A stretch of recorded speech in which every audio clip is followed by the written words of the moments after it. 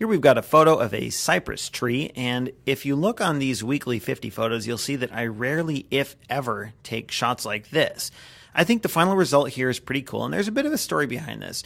I was out walking with my coworker Gina on a short afternoon photo walk, and a photo walk is basically just you go on a walk with your camera and you have the intention of taking pictures. So we took 5 minutes in the afternoon. It was a slow day at work, and we just went out and wanted to take a few pictures.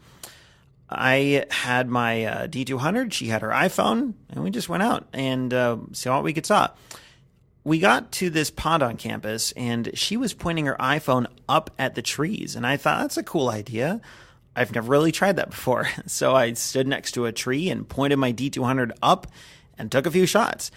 And there was so many things to consider.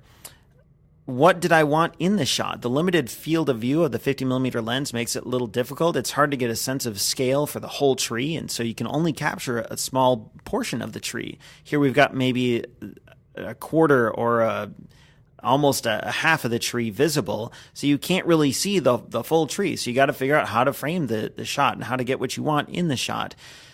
There's also an issue with how to expose it. You have to balance the tree, the dark tree, with the bright sky, and that can make exposing these photos really tricky. And so there's a lot of things to consider. I tried it several times in a couple different trees and played around with a couple different things, and it was kind of cool. I think I'd like to try this again. This illustrates, though, one of the advantages of a DSLR in that you have more control. So you think of the primary advantages of a DSLR. You get a bigger sensor, so you have better light gathering capability. You get interchangeable lenses. And one of the other advantages is you have more control. So you can more easily get what's in your mind onto the film, or the digital film, as it were. In this case, as an example, I knew kind of what I wanted to get, what type of shot I was looking for. And because I was operating a DSLR, I could control it in such a way to get that shot. I have mine set to use the back button on my camera to lock the focus. So I pointed it at, first I set my aperture so that I had the right depth of field. And I didn't want too much depth of field, but I wanted some, so you can see the leaves way on top are kind of blurred out, and the tree that's right in the foreground on the bottom right-hand side of the picture is a little blurry. I wanted that depth of field. I pushed the back button then to lock the focus, and then I pointed my camera down a little bit to kind of look at the darker tree, and then I pressed the shutter button halfway, and that then locks the exposure.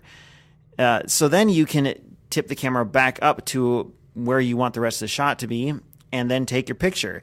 This is called focusing and recomposing, and it's really handy, especially if you have your camera set to use the back button to focus. You can have this type of control over the photo that you might not otherwise get on a point and shoot.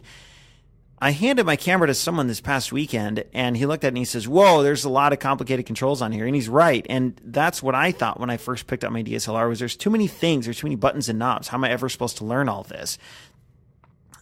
It takes time to learn all that. But once you figure out some of this stuff, not only do you figure out what it does, but you figure out how to use it to get the photo that you want. Is this an ideal photo? No, there's things I would do differently, and it'd be cool to go back and try it again. I probably will. But if you have a DSLR and there's all these buttons and knobs and you're not sure what to do with it, my advice would be to pick one thing. Look at one button, one knob, or one dial, and decide that you want to figure that out, and just learn about it, read about it, look up YouTube videos on it until you have that one function figured out, and you figure out how to use it to control your camera in a way to get the photo that you want.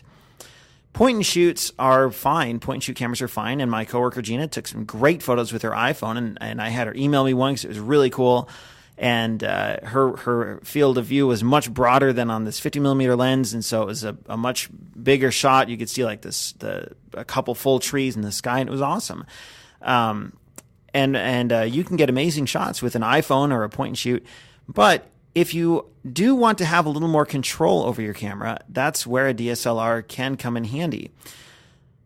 Also, one lesson that I learned from this experience is it's cool to take photos with someone else. that person can help you see new things. I would have not taken this photo unless I was with Gina and saw her looking up at the trees with her iPhone. So thanks, Gina. I appreciate the photo walk, and I appreciate you opening my eyes to some new photographic possibilities.